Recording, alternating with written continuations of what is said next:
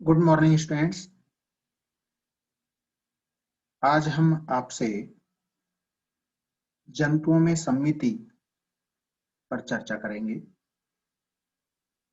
जंतुओं में सम्मिति का निर्धारण कैसे होता है, सम्मिति कितने प्रकार की होती है, उन सब के बारे में हम बात करेंगे। आपने वर्गीकरण के आधार देखे, उनमें कोशिकीय स्तर का, जैव द्रव्य, बॉडी ऑर्गेनाइजेशन किस प्रकार का है, सम्मिति किस प्रकार की है,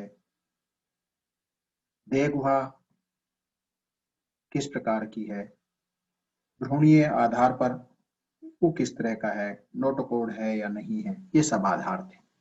उनमें से महत्वपूर्ण आधार सम्मिति है। वहां पर भी हमने बात की थी कि सम्मिति,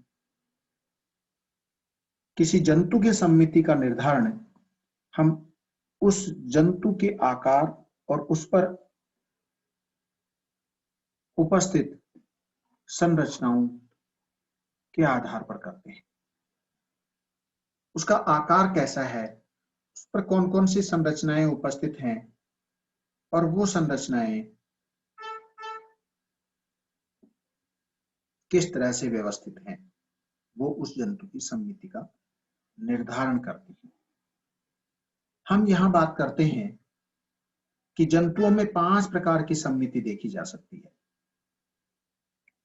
वैसे अगर हम यहाँ बात करें तो इसको 4 में भी बांट सकते हैं और भी बढ़ा सकते हैं। पहला आधार हम यहाँ बात करते हैं असममितीय सम्मिति, एसिमेट्रिकल सिमेट्री। एसिमेट्रिकल से क्या तात्पर्य है? जहां जंतुओं में कोई निर्धारित तल नहीं होता, कोई निर्धारित अक्ष नहीं होता। अक्ष से मतलब है एंटीरियर पोस्टीरियर, प्लेन से मतलब है यहाँ पर डोर्सल और वेंट्रल। इस तरह के कुछ जंतु होते हैं जहां पर न तो अग्र सतह होती है, ना पश्च सतह होती है, ना पृष्ठ, ना अधर। हम उसका डिमार्केशन नहीं कर सकते। ऐसे जंतु असम्मितीय जंतु कहलाते हैं। हमारे पास बेस्ट एग्जांपल जिसे हम कहें कि अमीबा है, या फिर कुछ स्पंजेज हैं, पोरिफेरेंस हैं, जहां पर सममिति का निर्धारण नहीं होता, तो उन्हें हम असम्मितीय जंतु कह देते हैं। In some animals there is no body axis, no plane of symmetry, hence the animals are called asymmetrical. Amoeboid form, for example in amoeba, many sponges have irregular growth pattern of the body and cannot be divided into two equal half. अगर ऐसी स्थिति मिलती है तो उन्हें हम असममितीय जंतु कहते हैं। दूसरी बात, स्फेरिकल सिमेट्री। प्रोटोजोआ के अंदर ही दूसरे जंतु ऐसे हैं जहां पर ये तल तो नहीं होते, लेकिन उसकी शेप निश्चित होती है और वो स्फेरिकल शेप है। इसलिए जब शेप निश्चित है, उनका आकार निश्चित है कि वो गोलीय प्रकृति के हैं, स्फेरिकल सिमेट्री वहां देखने को मिलती है कि shape of the body is spherical and lake any axis. Axis यहां भी नहीं है लेकिन शेप निश्चित है। तो इसमें क्या होगा कि किसी भी तरफ से अगर हम इसको केंद्रीय अक्ष से गुजरते हुए काटते हैं तो यह है, यूं मान लीजिए कि इसकी शेप आपकी फुटबॉल, वॉलीबॉल या छोटी गेंद आपके पास में है, उस तरह की इसकी शक्ल है। तो उसको हम किसी भी एक्सिस से कहीं से घुमाकर भी 2 भागों में बांट देंगे या काट लें तो वो समान 2 भागों में बांटी जा सकती है। तो ऐसी सम्मिति क्या कहलाती है? स्फेरिकल सिमेट्री कहलाती है। सन एनिमल को ले, उसका बेस्ट एग्जांपल आपको यहाँ देखने को मिलेगा। The body can be divided into two identical equal halves and any plane that runs through the organ's center. In asymmetrical symmetry and spherical symmetry, the polarity does not exist, and spherical symmetry is seen in the radiolarians protozoans. Radiolarian protozoan, heliozoans, यहाँ पर जो आप देखेंगे, ये सन animal कुली में आपको नाम बता रहा हूँ, उसके अंदर ये सिमेट्री खूब आराम से देखी जा सकती है। अब बात करते हैं radial symmetry. Radial symmetry, biradial symmetry, pentaradial symmetry, ये सब सम्मितियां एक साथ भी हम बात कर सकते हैं और अलग अलग भी कर सकते हैं। हम यहाँ रेडियल सिमेट्री की बात करते हैं। In radial symmetry, the body can be divided into two roughly equal halves by any one of many vertical planes passing through the central axis. अब ये central axis क्या है? Like the spokes of a V. The animals which exhibit primarily radial symmetry are cylindrical in form. Means जिन जंतुओं में ये इस तरह की सम्मिति मिलेगी, उनकी शेप कैसी होगी? सिलिंड्रिकल शेप होगी, जैसे चौक जैसी शक्ल होगी। आप हाइड्रा देखते हैं, उसके अंदर देखिए, आप ओवेलिया देखते हैं, हाइड्रा देखते हैं, उसके अंदर आप देखेंगे तो सिलिंड्रिकल बॉडी चाहिए। स्पंजेज में भी आप देख सकते हैं, सिलेंट्रेट्स में भी आप देख सकते हैं। आप साइफा देखते हैं, साइकॉन जिसे हम कहते हैं, ल्यूकोसोलेनिया कहते हैं। मतलब ये एग्जाम्पल इस तरह के हैं जिनमें सिलेंड्रिकल बॉडी होती है, फूलदान जैसी शक्लें होती हैं। तो जहां पर सिलेंड्रिकल बॉडी होती है तो ऊपर की तरफ जो है, जिसे हम माउथ कह देते हैं, ओस्टिया, जहां पर ओरल पार्ट देखने को मिलता है, हालांकि इनमें एनस नहीं देखने को मिलता है, तो ओरल एबोरल एक्सिस बोल देते हैं। तो ओरल एबोरल एक्सिस में जब हम इसको किन्हीं भी दो भागों में बांटते हैं तो किसी भी एक्सिस से काटकर दो भागों में बांटा जा सकता है। The animal which exhibit primarily radial symmetry or slender in form and the similar part of the body are arranged equally around the axis. The axis extends from the center of the mouth to the center of the aboral side. The radial symmetry is seen among the sessile and sedentary animals such as in some sponges, hydroid, anthozoan polyps, medusae and sea stars. सबके अंदर radial symmetry देखने को मिलती है। Special form of radial symmetry are observed in different groups of animals such as, कहां देखने को मिलेगी? Tetramerous symmetry. Tetramerous symmetry in many jellyfishes possess 4 radial canals and the body can be divided into 4 equal parts. Hence, the animal exhibits tetramerous radial symmetry. Pentamerous radial symmetry. Pentamerous radial symmetry found in echinoderms because there are 4 or 5 or multiple of 5 arms are present. तो वहां पर आपको pentamerous symmetry देखने को मिलेगी। The body parts are arranged around the axis of the mouth and the orientation of 72 degrees apart. The larvae of echinoderms are bilateral symmetrical but acquires radial symmetry in the adult stage. The radial symmetry of echinoderms is regarded as the secondary acquisition. तो यहाँ पर ये आप देखिए, hydra के अंदर देखिए आप, ऊपर माउथ, नीचे aboral axis.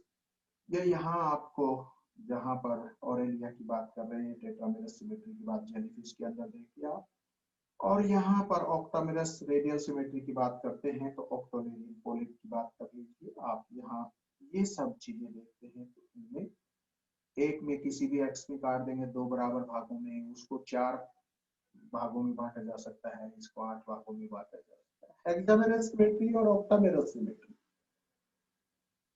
Hexacorallia class Anthozoa, sea anemone, true coral polyps, belongs to subclass Hexacorallium. The mesenteries and the tentacles arranged in multiple of 6. The mesenteries are usually paired and are arranged in multiple of 6. The body of Hexacorallium polyps exhibit hexameric plane and have 6-fold internal symmetry.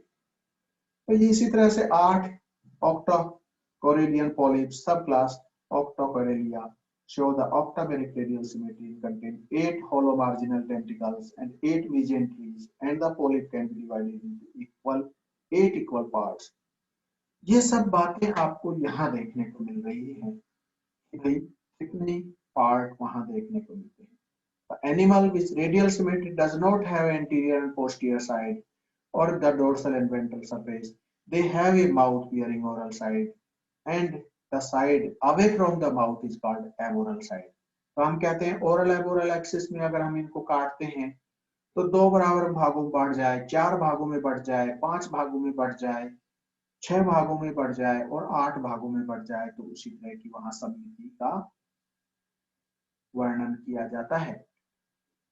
अब हम आगे चलते हैं biradial symmetry. तो biradial symmetry की बात अगर आप करें तो टिनोफोरा पे चली जाइए आप। टिनोफोरा स्मॉल फाइलम और which is a part of coelenterates. Coelenterate के जस्ट बाद में जो है माइनर फाइला होता है Ctenophora. The body of the animal which exhibit the biradial symmetry represents a combination of the both radial and bilateral symmetry. The organs are arranged radially and the body can be divided into two by a mid-longitudinal plane. Ctenophores exhibit biradial symmetry. तो यहाँ पर biradial symmetry होती है Ctenophora के अंदर। फिर है pentaradial symmetry. The pentaradial symmetry, the body parts are arranged in such a way that the animal is divisible into roughly mirror image halves through one plane, mid-sagittal plane only. This plane passes through the axis of the body to separate the two halves, which are referred to as the right and left halves. This is the bilateral symmetry which is present in the almost onwards the annelids. Annelida के आगे चल के सभी जंतुओं में bilateral symmetry देखने को मिलती है। यहाँ पर the symmetry exhibits bilateral symmetry called the bilateria. तो bilateral symmetrical animal include the acoelomates, pseudocoelomates, and eucoelomates. Among invertebrates, both lower chordates and the vertebrates both have bilateral symmetry. The entire body of bilateria can be divided into three planes such as frontal, sagittal, and transverse plane. Any of the vertical plane perpendicular to the sagittal plane that pass through the body separating the upper and underside is called frontal plane. अभी इन सब के बारे में हम आगे diagram से बताएंगे कि कौन सा तल है। हम यहाँ पर ये देखिए, ये बायलेटरल सिमेट्री की बात कर रहे हैं हम। ये आदमी सामने खड़ा है, इसको बीचों बीच से दो भागों में बांटा जा सकता है और कोई एक्सिस ऐसा नहीं है जिससे कि इसको दो भागों में बांटा जा सकता है। मिरर इमेज जहां प्राप्त होती हैं तो उसे हम बायलेटरल सिमेट्री कहते हैं। यहां से हम हमारे दोनों आंखों के बीच से नाक को दो भागों में बांटते हुए मुंह से लेकर आगे तक पहुंचते हैं, तो वहां एनएस तक पहुंचेंगे तो वहां पर दो इक्वल पार्ट होंगे। तो अब इस तल को क्या बोलेंगे? ये बात आपके सामने मछली है। मछली को भी यहाँ पे आप ट्रांसवर्स प्लेन में काट सकते हैं। यहाँ पे एंटीरियर और पोस्टीरियर प्लेन है तो इसको दो भागों में बांट सकते हैं। ऊपर डोर्सल और वेंट्रल प्लान, इसको दो भागों में बांट सकते हैं। तो an imaginary plan that crosses the body perpendicular to the mid-sagittal plane called the transverse plane. The body of bilateria has the term lateral, two sides of the body. Anterior, the end which is usually moved forward during movement and pierce mouth, the posterior. The end opposite to anterior. अब आप देखिए यहाँ पर कौन सा dorsal है, कौन सा वेंट्रल है, कौन सा लेटरल है, कौन सा कैसा है। हमारे पास में ये चूहा है और इसको हम ये बता रहे हैं कि डोर्सल साइड कौन सी है। हम अपने आप को भी यूं रख के देख सकते हैं कि हमारी डोर्सल साइड कौन सी है। आप देखिए यहाँ पर कि ये डोर्सल साइड जो है वो ये देखने को मिलेगी। ये ऊपर वाला पार्ट, ये डोर्सल साइड जिधर की तरफ वर्टिब्रल कॉलम है। ये पीछे की तरफ आ जाइए जहां पर वेंट्रल साइड है, जिसे हम कहते हैं आगे का भाग, जिसे हम कहते हैं ये आगे का भाग। दिस इज नॉट आगे का भाग। आगे का भाग हेड जहां होगा वो आगे का भाग होगा। ये लेटरल हिस्सा हो गया आपका।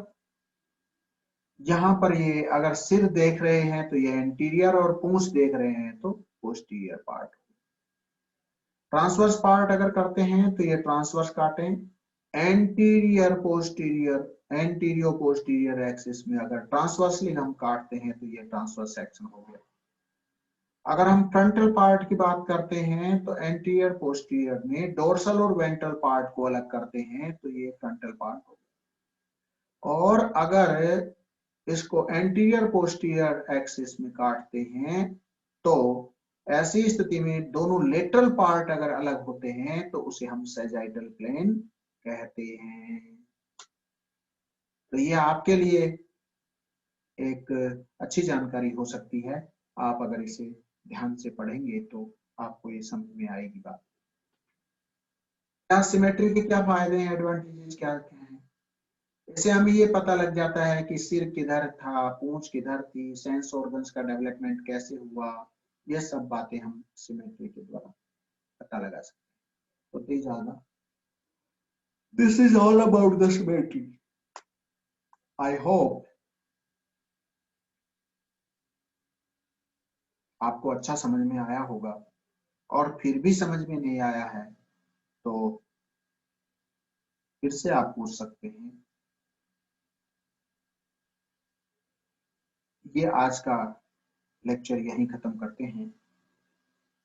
कल फिर दूसरे 2 टॉपिक्स पे बात करेंगे। Thank you very much.